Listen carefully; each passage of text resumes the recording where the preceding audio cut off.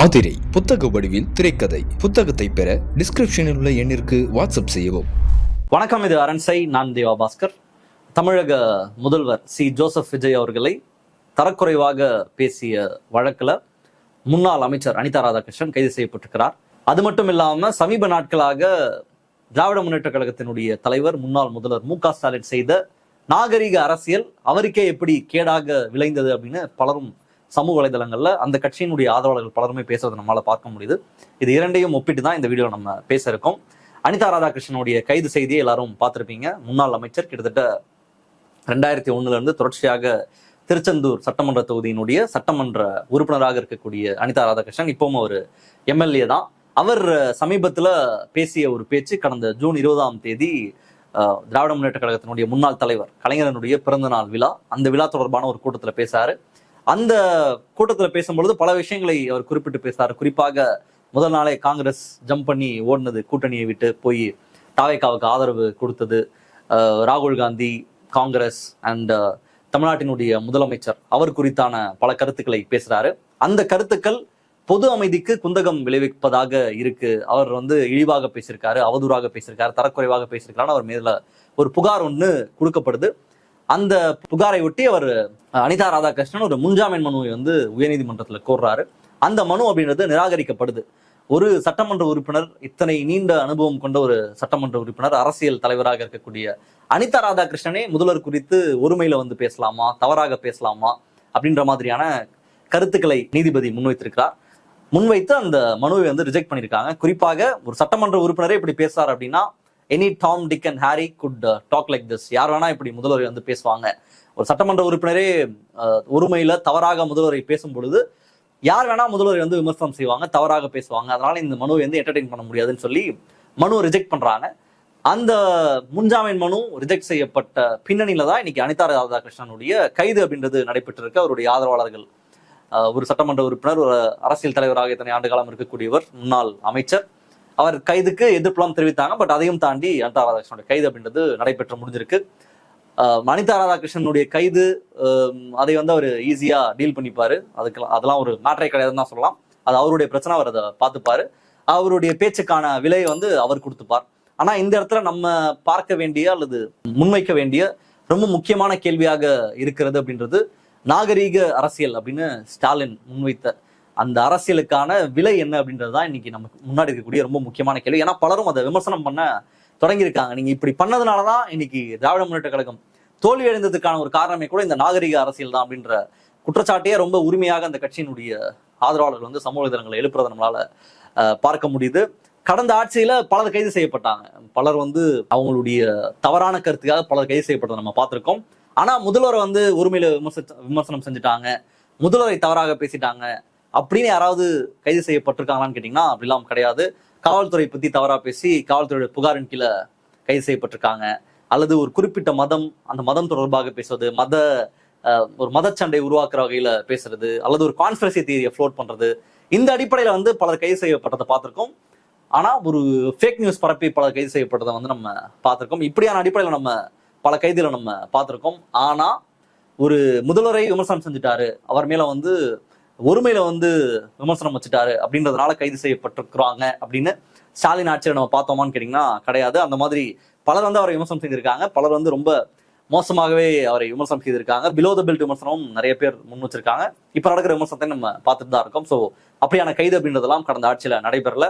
In fact அவர் ரொம்ப மோசமாக ஸ்டாலின் முதல்வராவது எந்த கட்டத்திலையும் இல்லை, எல்லா ஜோசியரையும் கேட்டுட்டேன், ஸ்டாலினால ஆவே முடியாதுன்னு சொன்ன பலர், இன்க்ளூடிங் ஹெச் ராஜா அவர்கள், அவர் வைக்காத விமர்சனமே கிடையாது. அவர் மருத்துவமனையில் இருந்தப்ப கூட 2 முறை முதல்வராக இருந்த மு க ஸ்டாலின் அவர்கள் போய் பார்த்தாரு. மிக காத்திரமாக திராவிட முன்னேற்ற கழகத்தை வீழ்த்தணும், திராவிட ஆட்சியை வீழ்த்தணும்னு களம் கண்ட ரங்கராஜ் பாண்டே அவருடைய தந்தையினுடைய இறப்புல கூட ஸ்டாலின் கலந்துக்கிட்டாரு. அந்த இறப்புல ஸ்டாலின் கலந்துக்கிட்ட அடுத்த 2 நாள் கழிச்சு திரும்ப எப்படி திமுக தோடின ஒரு மேடையில ரங்கராஜ் பாண்டே பேசியிருந்தார். அப்படி அரசியல் ரீதியாக பல பத்திரிகைகள், தினமலர் மிக கடுமையாக காலை உணவு திட்டத்தை ரொம்ப கொச்சைப்படுத்தி மெயின் பேஜ்லாம் போட்டிருந்தாங்க. டபுள் சாப்பாடு நிரம்பி வழியுது கக்கூஸ்ன்ற தலையங்கத்தெல்லாம் போட்டிருந்தாங்க. அதுக்கப்புறம் தினமலர் ஈவெண்ட்ல போய் கலந்துக்கிட்டாரு.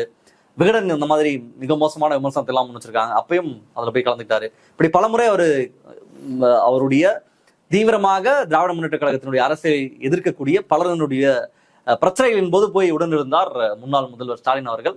அந்த நாகரிக அரசியல் அப்படின்றது தவறானது, அப்படி செஞ்சிருக்க கூடாது, கொஞ்சம் ஒரு மிலிட்டண்டா அப்படி இருந்திருக்கணும், ஒருத்தன் எதிரியா நினைக்கிறான்னா அந்த எதிரியான டீல் பண்ணிருக்கணும் அப்படின்ற அளவுல தான் பலரும் இன்னைக்கு விமர்சனம் செய்யறதை பார்க்க முடியுது. அந்த நாகரிக அரசியலோட உச்சம் அப்படின்னா நம்ம வந்து கரூர் விவகாரத்தை சொல்லலாம். கிட்டத்தட்ட நேற்றைய தினம் அமைச்சர் ஆதவ அர்ஜுனா அதுல வந்து திரும்ப ஒரு குற்றச்சாட்டை திமுக மேல முன் வச்சிருக்காரு. முன்னாள் முதல்வர் மீது குற்றச்சாட்டை முன் வச்சிருக்காரு, காவல்துறை மேல முன் வச்சிருக்காரு. கிட்டத்தட்ட கரூர் விவகாரத்துல எங்களுடைய மக்களை வந்து நீங்க பலி கொடுத்திருக்கீங்க, எங்க மக்களை வந்து கொன்று கூச்சிருக்கீங்கன்ற குற்றச்சாட்டை அமைச்சர் ஆதவ அர்ஜுனா முன் வச்சிருக்காரு. அதற்கான கணக்கு தீர்க்கப்படும் அப்படின்ற அந்த வார்த்தையும் அவர் நேற்று பயன்படுத்தி இருக்கிறார். ஸ்டாலினோட தோல்வி, கொளத்தூர்ல தோத்து போனதுக்கு காரணம் வந்து எங்களுடைய மக்களை நீங்க வந்து கொண்டு குவிச்சிங்க கரூர்ல, அதனுடைய விளைவாக தான் நீங்க கொளத்தூர்ல தோத்து போனீங்க, அந்த கண்ணீருக்குனாலதான் நீங்க கொளத்தூர்ல தோத்து போனீங்கன்ற ஒரு முக்கியமான குற்றச்சாட்டை முன் வச்சிருக்காரு.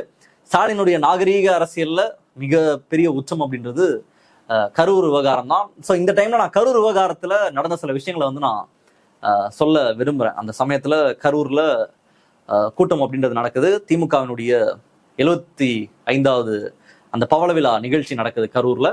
ஒரு 3 நாள் நிகழ்வாக அந்த நிகழ்வு நடக்குது. அதுக்கப்புறம் அதே இடத்துல தாவேக்கா ஒரு நிகழ்ச்சியை ஏற்பாடு செய்யறாங்க.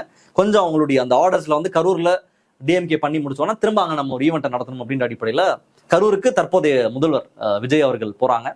அந்த நிகழ்வின் பொழுது கூட்ட நெரிசல்ல 41 பேர் மரணம் அடைகிறாங்க. கிட்டத்தட்ட ஒரு தமிழ்நாடே இதுக்கு முன்னாடி பார்க்காத ஒரு ஸ்டாம்பீட்னா என்ன, மக்களை கூட்டும் போது எவ்வளவு கவனமாக இருக்கணும் அப்படின்னு ஒரு மாதிரி தமிழ்நாடு சந்திச்ச ஒரு பேரிழப்புன்னு சொல்லலாம். அந்த மாதிரியான ஒரு 41 பேர் உயிரிழந்த ஒரு சம்பவம். சின்ன குழந்தை உட்பட பலருக்கு வந்து டேமேஜ், சில சின்ன பையனுக்கு மூஞ்செல்லாம் அப்படியே தேஞ்சிருச்சு. இந்த மாதிரி ரொம்ப தமிழ்நாடே சந்திக்காத ஒரு பிரச்சனையை வந்து அன்னைக்கு தமிழ்நாடு ஃபேஸ் பண்ணுச்சு. அன்னைக்கு காலையில தான், அன்னைக்கு சாட்டர்டே நைட் தான் இந்த பிரச்சனை அப்படின்றது நடக்குது. அந்த சாட்டர்டே மார்னிங் தான் அப்போது துணை முதல்வராக இருந்த உதயநிதி ஸ்டாலின் அவர்கள், தற்போது எதிர்கட்சி தலைவர், அவர் துபாய் கிளம்புறாரு. அவர் துபாயிலேருந்து நைட்டே திரும்ப வராரு. இந்த பிரச்சனையை ஒட்டி அவர் திரும்ப வராரு. முதல்வர் உடனடியாக இங்கேருந்து கிளம்பி ஸ்பாட்டுக்கு போறாரு. செந்தில் பாலாஜி அமைச்சராக இருந்த செந்தில் பாலாஜி, அவர் கரூர் தான், அந்த சைட்ல செந்தில் பாலாஜி உடனே போறாரு. அதிமுக இருந்து தலைவர்கள் போறாங்க, நாம் தமிழ்ல இருந்து போறாங்க. கிட்டத்தட்ட தமிழ்நாட்டில் இருக்க ரிப்போர்ட்டர்ஸ் எல்லாரும் அங்க போய் குவிறாங்க. தமிழ்நாடே பார்க்காத ஒரு சம்பவம் தமிழக வெற்றி கழகம் நடத்திய ஒரு நிகழ்வின் பொழுது நடந்து முடியுது. கரூர் மக்கள் யாரை பார்க்க வந்தாங்க, எதனால அவ்வளவு கூட்டம் கூடினது இல்லைன்னா, இது எல்லாமே தற்போது முதல்வராக இருக்கக்கூடிய விஜய் சந்திப்பதற்கு தான் அவங்க எல்லாருமே வந்திருந்தாங்க. ஆனா அந்த கட்சியை சேர்ந்தவர் மட்டும் அந்த இடத்துல இருந்து அப்ஸ்காண்ட் ஆயிட்டாங்க, எல்லாருமே போயிட்டாங்க. அப்போது நடிகர் விஜயாக இருந்த முதல்வர் ஓடக்கூடிய காட்சியில பார்த்தோம். அங்க ரிப்போர்ட்டர்ஸ் வந்து, சார் 40 பேர், நிறைய பேர் செத்து போயிட்டாங்க சார், பதில் சொல்லுங்க அப்படின்னு சொன்னதை கேட்காம அவர் எதுவுமே ரெஸ்பாண்ட் பண்ணாம போனாங்க. கட்சியே காணோம், கட்சியே அப்ஸ்காண்ட் ஆயிடுச்சு, யார் எங்க இருக்காங்கன்னே தெரியல, எல்லாம் அவுட் ஆஃப் ரீச்சுக்கு போறாங்க. ஒரு 2-3 நாள் ஆறுன பிறகுதான் தமிழக வெற்றி கழகத்தினுடைய தலைவர் வந்து பேசுறாரு. பேசி நீங்க வந்து ஏதாவது ஆக்ஷன் எடுக்கிறீங்கன்னா, அப்போ அந்த சமயத்தை ஒட்டி இதை திமுக தான் பண்ணிட்டாங்கன்ற ஒரு நியூஸும் பரவுது, ஒரு தியரியும் அப்படியே உடனடியாக பரவுது. உடனடியாக அதை ஃப்ளோட் பண்ணக்கூடிய நபர்கள் மீது ஆக்ஷன் அப்படின்றது எடுக்கப்படுது. அப்போ அவர் சொல்றாரு அந்த வீடியோல பேசும்பொழுது, ஸ்டாலின் சார் உங்களுக்கு ஏதாவது பிரச்சனைனா என்ன கைது பண்ணுங்க, நான் என் ஆஃபீஸ் தான் இருக்கேன்னு சொல்லி வீடியோ போடுறதெல்லாம் நம்ம பார்த்தோம். அந்த பிரச்சனையின் பொழுது அதை எப்படி எதிர்கொண்டாங்க திமுக அப்படின்னா, ஸ்டாலின் வந்து பேசினாரு. அவர் யார் மேலேயும் குற்றம்லாம் சுமத்தல. குறிப்பாக இதுக்கு ஹோல் ரெஸ்பான்சிபிலிட்டி அந்த கட்சி, அந்த கட்சியினுடைய தலைமை, அவர்கள் மீது நடவடிக்கை எடுக்கப்படணும் அப்படின்றது பலரும் சொன்ன ஒரு கருத்து. குறிப்பாக இப்போது கூட்டத்தில் இருக்கக்கூடிய அண்ணன் திருமாவளவன் கூட அந்த கருத்தை முன் வச்சிருந்தாரு. அப்போ ஸ்டாலின் சொன்ன முக்கியமான கருத்து அப்படின்றது, ரிப்போர்ட்டர்ஸ் கேட்கும் பொழுதே, யாரும் தன்னுடைய தொண்டர்கள் வந்து சாகணுன்றதை விரும்ப மாட்டாங்க, மக்கள் வந்து சாகணும் அப்படின்ற அந்த கருத்தை யாரும் விரும்ப மாட்டாங்க, எந்த கட்சிக்கும் அந்த மாதிரியான ஒரு எண்ணம் இருக்காது அப்படின்ற ஒரு கருத்தை வந்து முன் வச்சிருந்தாரு. நாகரிக அரசியலுடைய பீக், ஒரு உச்சம் அப்படின்னா இந்த வார்த்தையை வந்து சொல்லலாம். ஆப்வியஸா யாருமே வந்து சாகணும்னு நினைக்க மாட்டாங்க. பட் அதை ப்ராப்பரா கொண்டு போறதுக்கான ரெஸ்பான்சிபிலிட்டி அப்படின்றது கண்டிப்பா அந்த கட்சி கிட்ட இருக்கு. இதுதான் ஸ்டாலின் சொன்ன ஒரு கருத்து. பட் அந்த பிரச்சனைக்கு அப்புறம் தொடர்ச்சியாக திமுக மேலதான் நிறைய சார்ஜ் அப்படின்றது வந்துச்சு. குறிப்பாக அதை ஒட்டி திமுக ஏதோ ஒரு சதியை செஞ்சுட்டாங்க அப்படின்ற அளவுல தான் அந்த வழக்கு இன்னைக்கு சிபிஐ இருக்கு. அதுக்கு பின்னாடி நடந்த பல விஷயங்களை நீங்க பார்த்திருப்பீங்க. குறிப்பாக அப்போது அமைச்சராக இருந்த அன்பில் மகேஷ் அவர்கள், அவர் அழுதாரு அந்த இடத்துல வந்து, வேணான்னு சொன்னேடா கேட்டீங்களான்னு சொல்லி அழுதது வந்து அது ஒரு மீம் ஆயிடுச்சு. அது ஒரு காமெடி ஆகி 41 பேர் செத்து போயிருக்காங்க. அது ஒரு மீம் ஆகி காமெடி ஆகி அதுக்கப்புறம் படத்துல அதை வச்சாங்க, அப்படி போச்சு. செந்தில் பாலாஜி மீது ஒரு குற்றச்சாட்டு, அவர் வந்து தொகுதியை மாத்தினது, கரூர்ல இருந்து அவர் கோயம்புத்தூருக்கு போனதுக்கு காரணம் வந்து கரூர் விவகாரம் தான், அதுல ஒரு சதியை அவர் செஞ்சிருக்காரு, அதனாலதான் அவர் வந்து கோயம்புத்தூர் போயிட்டாருன்னு அவர் மேல தொடர்ச்சியாக குற்றச்சாட்டுகள் அப்படின்றது இன்னைக்கு வரைக்கும் இருக்கு. அதை செந்தில் பாலாஜியே வெளிப்படையா கேட்டாரு. அப்போ என்னங்க என்ன வந்து ஏதோ கேட்டுட்டீங்களே, அந்த கூட்டத்தை நடத்தினது யாரு, தண்ணி பாட்டில் கொடுக்காதது யாரு, மக்கள் அவ்வளவு பேர் கூட்டினது யாரு, மக்கள் அவ்வளவு நேரம் வெயில நிக்க வச்சது யாருன்ற கேள்வியை தொடர்ச்சியாக திமுக தரப்புல வைக்கப்பட்டு தான் இருக்கு. செந்தில் பாலாஜியும் அந்த கேள்வியை கேட்டுட்டு இருந்தாரு. அன்னைக்கு துபாயில இருந்து ரிட்டர்ன் ஆன துணை முதலமைச்சர் அவர்கள் அவங்க செய்தியாளர் சந்திப்போ அவர்கிட்ட நிறைய கேள்வி கேட்டப்போ, எங்க கிட்ட ஒருத்தர் இவ்வளவு கேள்வி கேட்கறீங்களே, ஒருத்தர் விட்டுட்டு போனாரு, அவரை ஏன் கேட்கல அப்படின்ற கேள்வி அவர் தான் கொஞ்சம் ஓரளவுக்கு அதுல கொஞ்சம் கோவப்பட்டாரு. அப்படின்னா உதயநிதி ஸ்டாலின் தான். அவரை போய் கூப்பிட்டு கேளுங்க, என்கிட்ட இவ்வளவு கேள்வி கேட்கறீங்கன்னு சொல்லி அவர் வந்து அந்த பத்திரிகையாளர் சந்திப்புல கொஞ்சம் கோவப்பட்டு பேசுனதை நம்மளால பார்க்க முடிஞ்சது. ஸோ அதோட அந்த பிரச்சனை அப்படின்றது முடிஞ்சது. அதுக்கப்புறம் தமிழ்நாடு தரப்புல SIT போட்டாங்க, அப்புறம் அவங்க CBIக்கு கேட்டாங்க, அப்புறம் CBI வழக்கு விசாரணை நடக்கிறது அப்படின்றதெல்லாம் நீங்க பார்த்துட்டு இருக்கீங்க. அதை ஒட்டி அந்த இறந்தவர்களுடைய குடும்பத்தை சந்திப்பதுல, திரும்ப கரூருக்கு போறதுல கூட தாவேகா சரியா ஹேண்டில் பண்ணாங்கன்னா அதுவும் மிகப்பெரிய விமர்சனத்துக்கு தான் உள்ளாச்சு. பாதிக்கப்பட்ட குடும்பத்தை சேர்ந்தவர்கள் எல்லாரும் சென்னைக்கு வரவழைக்கப்பட்டு அவர்களை சந்தித்தார்.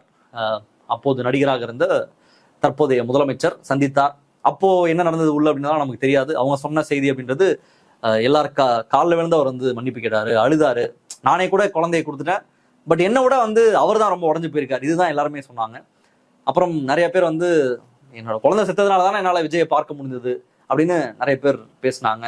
எப்படியாவது அவரை சந்திக்கிறது தான் வாழ்க்கையினுடைய ஒரே லட்சியம் அப்படின்னு பேசுவதை பார்த்தாங்க. பாதிக்கப்பட்ட குடும்பத்தை சேர்ந்தவர்கள் வந்து பஸ்ல வரும்போது ரீல்ஸ் போட்ட வீடியோ நம்ம பார்த்தோம். டெத் சர்டிஃபிகேட் எடுத்துட்டு வந்து ஒருத்தர் எங்க வீட்டில் ஒரு டெத்து நடந்திருக்கா, நான் என்ன உள்ள விடலன்னு சொல்லி அது வெளியில சண்டை போடுறதை பார்த்தோம். இப்படி நிறைய விஷயங்கள் நடந்ததை பார்த்தோம். இந்த விஷயத்தை ஒழுங்கா ஹேண்டில் பண்ணல, இதுலயும் ஒரு நாகரிக அரசியலை ஸ்டாலின் பண்ணிட்டாரு அப்படின்ற குற்றச்சாட்டை பலரும் வச்சிருக்காங்க. கிட்டத்தட்ட அதை உறுதி செய்யற வகையில தான் இன்னைக்கு அமைச்சர் ஆதவ அர்ஜுனா அவர்களும் அந்த குற்றச்சாட்டை தான் இன்னைக்கு முன் வச்சிருக்காங்க. திமுக சதி செய்தது, திமுக படுகொலை செய்தது, எங்களுடைய மக்களை, எங்களை பார்க்க வந்தவங்க மேல ஒரு பிரச்சனை நீங்க பண்ணீங்க, அதுக்கான விலையை நீங்க கொடுப்பீங்க, அந்த கணக்கு தீர்க்கப்படும் அப்படின்றத சொல்லியிருக்காங்க. அதிமுகவும் அப்ப இருந்தாங்க. அதிமுகவும் கிட்டத்தட்ட கவர்மெண்ட் மேல சில குற்றச்சாட்டுகள் எல்லாம் இந்த சமயத்துல சொன்னாங்க. இன்னைக்கு கரூருடைய அமைச்சர் MR விஜயபாஸ்கர், முன்னாள் அமைச்சர், அவர் வந்து தாவேக்கால இணைஞ்சிட்டாரு. அவரும் இப்போ மதியழகன், அவர் தான் தாவேக்காவுடைய மாவட்ட செயலராக இருந்தாரு, அவர் தான் கைது செய்யப்பட்டாரு. மதியழகனும் MR விஜயபாஸ்கரும் இனிமே ஒன்னாதான் இணைந்து செயல்பட போறாங்க. ஸ்டாலின் செஞ்ச நாகரிக அரசியல் இன்னைக்கு அவருக்கே ஒரு பெரிய ஒரு கேடா முடிஞ்சிருச்சு அப்படின்றதுதான் பலரும் முன்வைக்கக்கூடிய குற்றச்சாட்டாக இருக்கு. நடந்த ஈவெண்ட்ஸை நான் உங்கள்கிட்ட திரும்ப ரிமைண்ட் பண்ணியிருக்கேன், என்னென்ன நடந்தது அப்படின்றத நான் ரிமைண்ட் பண்ணியிருக்கேன். இதுதான் அந்த சமயத்தில் நடந்த முக்கியமான நிகழ்வுகள். நமக்கு இருக்கக்கூடிய ஒரே கேள்வி அப்படின்றது, இன்னைக்கு ஆதவ அர்ஜுனா அவர்கள் சொல்ற குற்றச்சாட்டு திமுக அதில் ஒரு சதி செய்யுது அப்படின்னா அதை CBIல அவங்க ப்ரூவ் பண்ணிட்டாங்கன்னா ஒன்றும் பிரச்சனை இல்லை, அக்செப்ட் பண்ணிக்கிறதுல யாருக்கும் பிரச்சனை இல்லை. ஏன்னா நமக்கெல்லாம் தாண்டி அங்கே ஏதோ ஒன்று நடந்திருக்கு அப்படின்னா அதை வெளிக்கொண்டு தப்பு செய்தவர்கள் மீது தண்டனை வாங்கி கொடுக்கறது, அது செந்தில் பாலாஜி தான் பண்ணியிருக்காரு, திமுக தான் பண்ணியிருக்காருன்னா அதுல யாரு சம்மந்தப்பட்டிருந்தாலும் அவங்களை அரெஸ்ட் பண்ணலாம், கைது பண்ணலாம், உச்சபட்ச தண்டனையை கொடுக்கலாம், அதுல எந்த மாற்று கருத்தும் கிடையாது. ஆனா நம்மளுடைய கேள்வி அப்படின்றது, மக்கள் பார்க்க வந்தது தமிழக வெற்றி கழகத்தினுடைய தலைவர் விஜய், அவரை பார்க்க தான் அவ்வளவு பெரிய கூட்டம் அப்படின்றது வந்தது. அதற்கான ரெஸ்பான்சிபிலிட்டி அவங்க அன்னைக்கு எடுத்தாங்களான்றதுதான் ரொம்ப ரொம்ப முக்கியமான கேள்வி. இவ்வளவு பெரிய டெத்து நடந்துட்டு இருக்கு, டெத்து அப்படி பேசும்போதே அங்க மயங்கி விழுறாங்க, மூச்சடைச்சு டப்பு டப்புன்னு இறக்குறாங்க, ஆம்புலன்ஸ் அங்க வரல, இந்த மாதிரி ஏகப்பட்ட ஒரு கொலாப்ஸ் அங்க நடந்துட்டு இருந்தது. அந்த கொலாப்ஸுக்கான ரெஸ்பான்சிபிலிட்டியை அவங்க எடுத்துக்கிட்டாங்களா, ஒரு அக்கௌண்டபிலிட்டியை எடுத்துக்கிட்டாங்களான்னு கேட்டீங்கன்னா அந்த அக்கௌண்டபிலிட்டியை அவங்க எடுக்கல. நாங்க நடத்தினோம், எங்களை பார்க்க வந்தாங்க, அதுல இந்த பிரச்சனை வந்திருக்கு, அதுல தவறு நடந்திருந்தா அதை நீங்க எக்ஸ்போஸ் பண்ணதுல எந்த பிரச்சனையும் கிடையாது. ஆனா இன்னைக்கு வரைக்கும் எங்களை வீழ்த்துவதற்கு, எங்களை அழிப்பதற்கு தொடர்ச்சியாக ஒருத்தர் செயல்படுறாங்க, ஒரு கட்சி செயல்படுது, எங்களை அழிக்க செயல்படுது அப்படின்ற நரேட்டிவ் தான் மீண்டும் மீண்டும் புஷ் பண்ணப்படுது. இதுதான் இதுல இருக்கக்கூடிய ரொம்ப ரொம்ப முக்கியமான நம்ம பிரச்சனையை பார்க்கிறோம். ட்ரூத் எப்பயுமே ரொம்ப சிம்பிள் தான், உண்மை ரொம்ப ரொம்ப சிம்பிளா தான் இருக்கும். அதை மறைப்பதற்கு நம்ம செய்யக்கூடிய விஷயம் தான் நிறைய, அதுக்குள்ள நம்ம நிறைய கான்ஸ்பிரசியை ஃப்ளோட் பண்ணாதான் அந்த உண்மையை நம்மளால மறைக்க முடியும். ஸோ நம்மளுடைய கேள்வி அப்படின்றது, கரூர் விவகாரத்துல CBI விசாரணை முடிந்து குற்றவாளிகள் தண்டிக்கப்படட்டும், எந்த மாற்று கருத்தும் கிடையாது. அதுல தாவேகாவினுடைய ரோல் என்னதான் அவங்களுடைய அக்கௌண்டபிலிட்டி அப்படின்ற கேள்வியை நம்ம மீண்டும் முன்வைக்க விரும்புகிறோம். அந்த கட்சியில இருந்து, அந்த கட்சியினுடைய ஆதரவாளர்கள் இருந்து பலரும், ஏன் குழந்தைங்களை பலி கொடுத்தவங்க, உயிர் இழந்தவங்களே அந்த கட்சியை ஹோல்ட் பண்ணல, அக்கௌண்டபிள் ஆக்கல, அந்த அளவுக்கான மனிதர்கள் தான் தமிழ்நாட்டில் இருக்காங்க அப்படின்றதையும் இந்த சம்பவம் நமக்கு நினைவுபடுத்தியிருக்கு. உங்களுடைய பார்வை என்ன அப்படின்றது நிச்சயமாக கமெண்ட்ல போடுங்க. மற்றவர்களை சந்திப்போம். நன்றி, வணக்கம். ஆதிரை புத்தக வடிவில் திரைக்கதை. புத்தகத்தை பெற டிஸ்கிரிப்ஷனில் உள்ள எண்ணிற்கு வாட்ஸ்அப் செய்யவும்.